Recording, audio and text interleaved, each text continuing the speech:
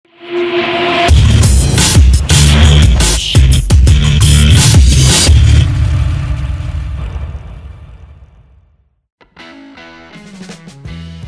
timnas Indonesia Elkan Bagot mendapatkan kesempatan bermain penuh saat Blackpool FC melawan Bristol Rovers.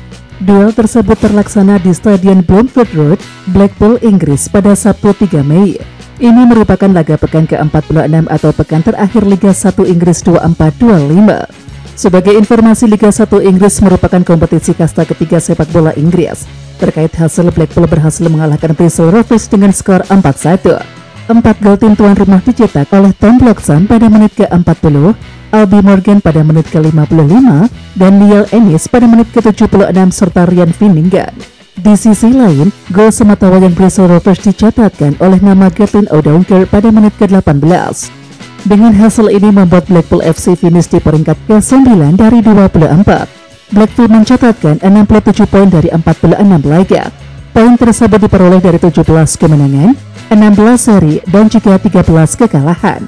Sementara itu, Elkan Bagot tercatat tampil sebanyak 18 kali di Liga 1 Inggris 24-25. Dari jumlah penampilan tersebut, pemain berusia 22 tahun tersebut sukses mengemas 1 assist. Hal ini tentu menjadi modal bagus bagi Elkan Bagot bila kembali memperkuat timnas Indonesia. Seperti yang telah diketahui, timnas Indonesia memiliki jadwal bertanding pada bulan Juni mendatang. Skuad Garuda nantinya harus melawan China pada tanggal 5 Juni dan Jepang 10 Juni. Ini merupakan laga lanjutan putaran ketiga grup C kualifikasi Piala Dunia 2026 zona Asia. Kiper timnas Indonesia Martin Paes memberikan analisa terkait kekuatan China. Indonesia dan juga China akan bertarung pada putaran ketiga kualifikasi Piala Dunia 2026 pada tanggal 5 Juni mendatang. Bagi skuad Garuda, tambahan 3 poin akan membuat mereka membuka jalan ke Piala Dunia atau setidaknya mengamankan satu tempat di putaran keempat. Namun China bukan lawan yang mudah dikalahkan, apalagi Indonesia sebelumnya tumbang dengan skor 2-1 saat bermain tandang. Martin Paes menjelaskan, salah satu kekuatan China adalah di sektor pertahanan. Menurutnya ini yang membuat mereka kesulitan untuk mencetak gol di sana, dan hal tersebut menjadi pelajaran yang berharga dan mereka berharap bisa tampil lebih baik karena sudah ada perbaikan di sektor depan. Mereka sangat solid untuk pertahanan blok rendah yang tidak mudah dieksploitasi, kata Martin Paes, sumber kanal YouTube The Highway. Selanjutnya, skema bola mati milik tim yang berjuluk The Dragon itu juga cukup menyulitkan Indonesia. Kondisi tersebut yang membuat mereka kalah pada pertandingan sebelumnya. Sementara itu, dengan waktu yang panjang, Indonesia memiliki kesempatan untuk mempersiapkan tim dengan baik. Paes mengingatkan agar skuad Garuda tidak memandang remeh China. Dia melihat bahwa tim lawan memiliki potensi untuk memberikan kesulitan meski bermain tandang. Tentunya Patrick Kluivert dan juga timnya sudah melihat solusi untuk masalah ini, dan 3 poin harus mereka perjuangkan. Kita tidak boleh meremehkan mereka untuk mendapatkan hasil yang bagus di sana, kemudian melihat apa yang terjadi, ujarnya. Sementara itu, 2 pemain timnas Indonesia dipastikan absen saat melawan China. Martin Paes dan juga Marcelino Ferdinand tidak bisa dipasang oleh Patrick Kluivert. Mereka sama-sama mendapatkan hukuman akumulasi kartu kuning karena telah mengantongi 2 kartu. Hal ini tentu akan membuat Patrick Kluivert harus segera menemukan komposisi terbaiknya. Bek timnas Indonesia Ch kencang dirumorkan selangkah lagi bergabung dengan AC Milan. Ch merupakan pemain yang kini berkarir di Venezia FC, di mana timnya yang berjuang keluar dari zona degradasi Serie A Italia. Walau tim yang diperkuatnya sedang terpuruk, bek timnas Indonesia tersebut justru menjadi komoditi panas. Penyebabnya adalah performa Ch konsisten sepanjang musim bersama Ila Gunnaria. Alhasil, banyak klub Italia yang melirik untuk bisa mendapatkan jasanya di musim depan seperti AC Milan, Inter Milan, Bologna, hingga Torino. Dan menariknya, kabar terbaru menyebutkan bahwa kapten timnas Indonesia tersebut bisa merapat ke AC Milan. Bos besar tim berjuluk Rossoneri Giorgio Furlani tersebut sudah membentuk kelompok kerja untuk membuat skema perekrutan pemain anyar di bursa transfer musim panas. Giorgio Furlani berkeinginan untuk segera mendaratkan salah satu pilar Venezia sebagai pemain yang bisa memperkuat fondasi pertahanan AC Milan dan punya pengalaman CICS, telah laporan media Italia Sport and Goal. Furlani dan company akan duduk di meja perundingan dengan Venezia untuk menentukan transfer pemain tersebut di Rossoneri. Tambahnya, kendati begitu masih belum dipastikan apakah transfer ini bakal terwujud atau tidak. Masih harus dikonfirmasi apakah tim Laguna ingin berpisah dengan pemain bertahannya tersebut Namun jika Venezia terdegradasi, maka tidak ada pilihan lain bagi CICS. Beber media Italia itu, negosiasi dengan CICS jika ada minat konkret dari Milan akan rumit, apalagi dengan kemungkinan Venezia terdegradasi. Sambungnya lagi, nah jika gabung bersama AC Milan, tentu CICS harus berjuang keras karena bakal punya pesaing berat untuk main reguler di posisi back. Setidaknya ada 4 back pesaing CICS di skuad Rossoneri saat ini. Yang pertama ada Fikayo Tomori, back asal Inggris. Fikayo Tomori akan menjadi pesaing berat CICS sebab ex-Chelsea tersebut sudah menjadi andalan walaupun AC Milan silih berganti pelatih. Buktinya selama 5 musim terakhir, back 27 tahun tersebut menjadi andalan dengan catatan 172 laga di semua kompetisi dengan sumbangan 7 gol dan juga 3 assist. Kemudian yang kedua adalah Sravinja Pavlovic. Ia langsung menjadi andalan di sektor belakang Rossoneri dengan bermain 20 laga dan ia telah menyumbangkan 2 gol serta 2 assist. Usia pemain asal Serbia ini juga lebih muda setahun ketimbang CICS, maka dari itu Sravinja Pavlovic menjadi pesaing berat bek timnas Indonesia tersebut. Dan yang terakhir adalah Matteo Gabbia. Matteo Gabbia yang juga dipercaya banyak tampil di musim ini. Sejauh pekan ke-34 Serie A Italia, Matteo Gabbia sudah tampil 22 kali dengan sumbangan 1 gol. Bek asli Italia itu juga membentuk trio di sektor belakang AC Milan bersama Tomori dan juga Pavlovic. Selain 3 nama itu terdapat pula nama Malik Diaw yang juga dapat banyak kesempatan main baik dari bangku cadangan atau beberapa kali starter. Maka dari itu CICS harus berjuang keras demi waktu bermain andai dirinya resmi bergabung dengan AC Milan. Namun kabar baiknya adalah pelatih AC Milan Sergio Conceição suka bermain dengan formasi 3 back yang bakal dinilai cocok dengan gaya permainan CICS. Sebab CICS sudah akrab dengan sistem tersebut ketika membela Venezia ataupun timnas Indonesia.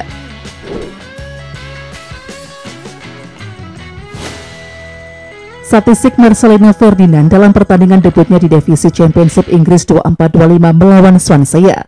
Apakah cukup bagus untuk langkah awal? Ya, pemain muda Indonesia Marcelino Ferdinand akhirnya membuat debutnya di divisi Championship setelah tampil sebagai pemain pengganti pada laga penutup melawan tuan rumah Swansea City di Stadion Swansea.com Sabtu 3 Mei. Marcelino tampil di menit ke-77 setelah menggantikan Ole Rooney yang bermain sejak menit pertama. Laga melawan Swansea adalah laga kelima di mana pemain berusia 20 tahun tersebut masuk skuad pertandingan Liga bersama Oxford.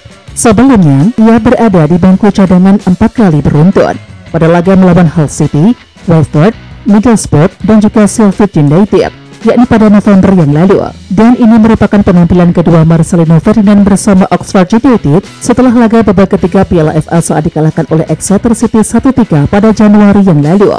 Em Jisung, Ronald Pereira Martins, dan Liam Cullen dari Swansea, serta Craig Lake, Michael Helik, dan juga Przemysław Placeta dari Oxford membuat laga itu berakhir imbang 3-3.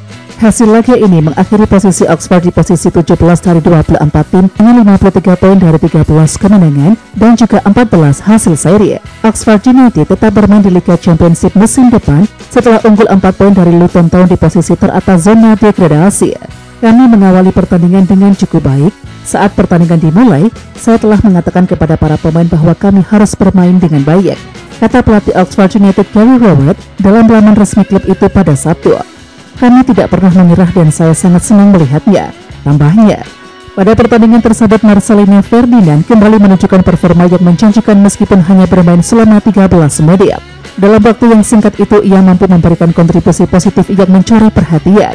Selama berada di lapangan dilansir dari SofaScore, Marcelino tercatat melepaskan 5 umpan dan semuanya tepat sasaran. Dengan demikian akurasi umpan pemain muda berbakat asal Indonesia ini mencapai angka sempurna, yakni 100%. Hal ini menunjukkan kemampuannya dalam membaca permainan dan juga menjaga konsistensi dalam penguasaan bola. Tak hanya dalam distribusi bola, Marcelino juga tampil solid dalam aspek fisik permainan. Ia terlibat dalam 2 duel darat melawan para pemain Swansea City dan berhasil memenangkan keduanya. Artinya persentase kemenangan duel fisiknya juga mencapai 100%. Sebuah pencapaian yang impresif untuk seorang pemain muda yang baru masuk di menit-menit akhir pertandingan. Agresivitas Marcelino Ferdinand di lapangan turut menambah dimensi serangan timnya. Ia tercatat 1 kali dilanggar oleh pemain lawan, yang menandakan bahwa pergerakan dan juga aksinya cukup mengancam sektor pertahanan lawan. Meskipun tidak mencetak gol ataupun assist dalam pertandingan tersebut, kontribusinya tetap signifikan dalam menciptakan tekanan dan juga menjaga momentum tim. Ya, itulah gambaran singkat performa Marcelino Ferdinand dalam pertandingan tersebut. Penampilan yang menunjukkan bahwa ia layak untuk mendapatkan lebih banyak menit bermain ke depannya. Dengan usia muda dan juga statistik yang menjanjikan, masa depan pemain ini tampak cerah, baik di level klub maupun tim nasional. Pelatih Oxford United Gary Rowett menegaskan bahwa keputusannya untuk membawa beberapa pemain akademi termasuk Marcelino Ferdinand ke dalam laga penutup Championship 24-25 sudah dipikirkan secara matang.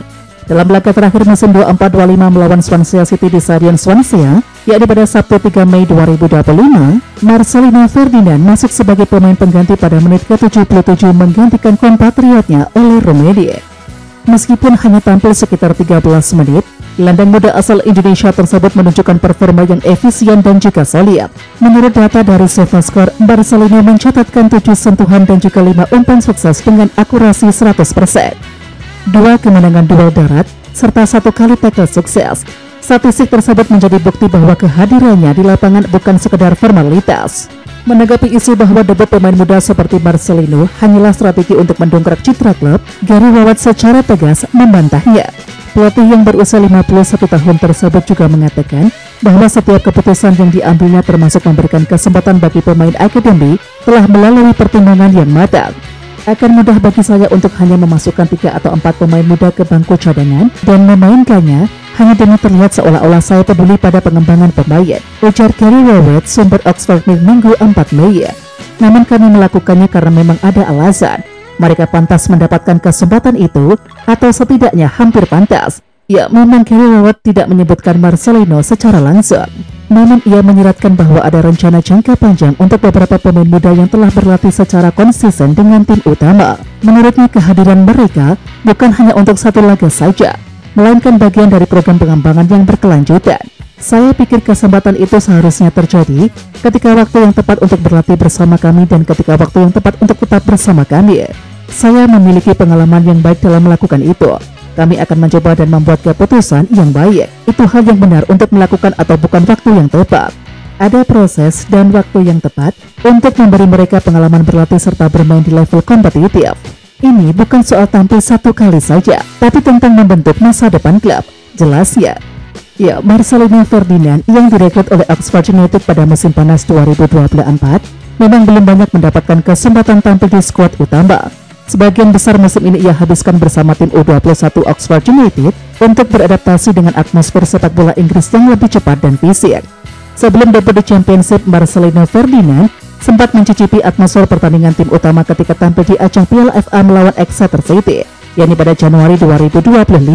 Selain itu, ia juga beberapa kali masuk daftar pemain cadangan saat Oxford United menghadapi tim-tim besar seperti Hull City, Watford, Middlesbrough, dan juga Sheffield United pada November tahun lalu. Namun baru di penghujung musim Marcelino Ferdinand diberikan kesempatan nyata untuk tampil di kompetisi Liga.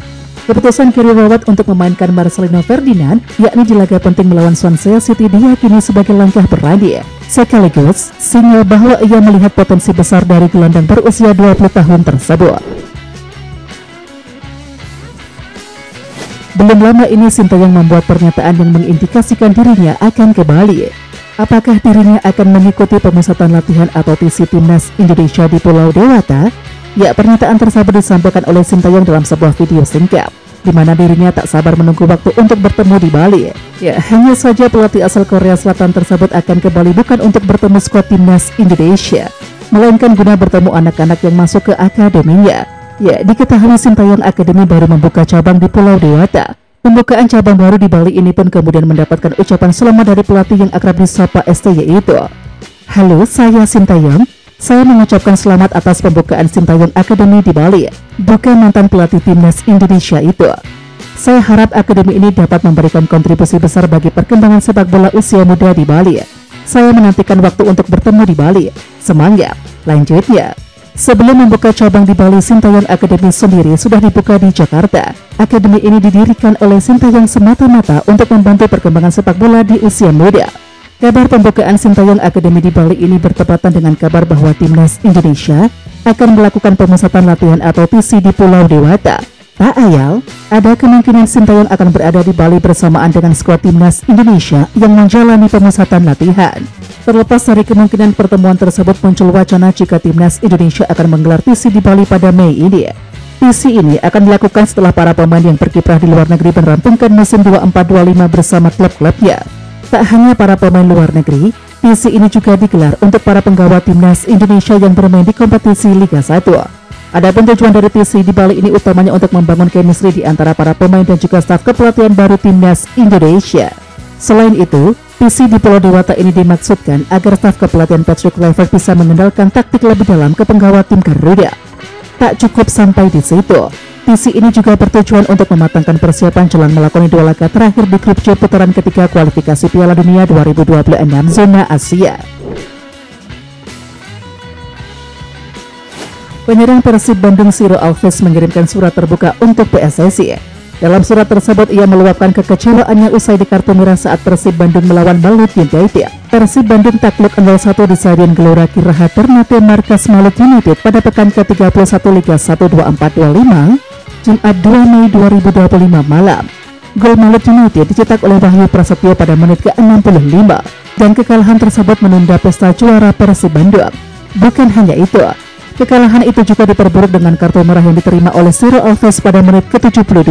Striker asal Brasil itu diusir oleh wasit Agung Setiawan karena dianggap menyikut pemain Malut United, yakni Weimar Angulo. Padahal dalam tayang ulang tampak Ciro tak sengaja melakukan itu.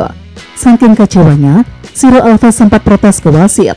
Ia juga sampai meneteskan air mata dan menjelaskan ketidaksengajaannya tersebut kepada pelatih Malut United, Imran Nahomamuri. Dan usai laga, Ciro Alves meluapkan kekecewaannya tersebut melalui Instagram Story. Menurutnya kartu merah itu tidak adil. Dalam pernyataan tersebut sang pemain mengaku sangat terpukul, merasa tidak pantas menerima hukuman tersebut dan meminta PSSI untuk menyelidiki insiden tersebut demi menjunjung tinggi prinsip fair play. Selama saya bermain di Indonesia, saya selalu menunjukkan rasa hormat kepada semua lawan. Ini bukan karakter saya untuk diusir dari lapangan. Dan kartu merah ini adalah yang pertama saya terima dengan cara yang menurut saya tidak adil, tulis Ciro Alves di IG Story akun @CiroOfficial Sabtu 3 Mei. Pemain 36 tahun tersebut menambahkan sepanjang musim dirinya selalu berjuang untuk tetap bermain, bahkan dalam kondisi cedera, demi membantu tim yang sedang dilanda krisis pemain. Saya tidak pernah cedera serius, dan bahkan saat merasakan sakit, saya tetap bermain. Musim ini sangat berat dengan banyak pemain cedera, dan saya selalu ingin tampil untuk membantu tim, ujarnya. Kekecewaannya semakin dalam karena menurutnya keputusan wasit tidaklah mencerminkan kenyataan di lapangan. Ia menyebut, para pemain lawan sendiri menyatakan bahwa ia tidak layak menerima kartu merah. Bahkan pemain Malut bilang saya tidak layak di kartu merah. Semua orang mengira VAR dipanggil untuk mengecek kemungkinan penalti untuk backup, bukan untuk mengusir saya. Saya benar-benar terkejut, ujarnya. Ya, Ciro menggambarkan momen tersebut sebagai salah satu pengalaman paling menyakitkan selama karirnya karena merasa tidak bisa berbuat apa-apa terhadap ketidakadilan yang menimpanya. Saya patah hati, ini bukan pertandingan biasa, ini laga yang sangat berarti bagi saya, tapi saya malah dikeluarkan karena keputusan yang tidak saya pahami. Itu perasaan paling buruk. Tahu kamu tidak salah, tapi tidak bisa mengubah apapun. Dan sebagai penutup, sang pemain menyerukan agar federasi menindaklanjuti insiden tersebut dan juga menegakkan keadilan. Tolong, dari lubuk hati saya mohon federasi menyelidiki ini. Saya akan selalu mendukung permainan yang adil, ungkap Ciro Alves. Oke Timnas Lovers, siapa kita? Kita Indonesia. Ayo kita dukung terus sepak bola tanah air Indonesia. Jangan lupa dukung terus Garuda Raya Channel dengan subscribe, like, dan komen karena saran dan kritik kalian sangat bermanfaat untuk perkembangan channel ini. Tungguin video selanjutnya dari Garuda Raya Channel. Salam olahraga.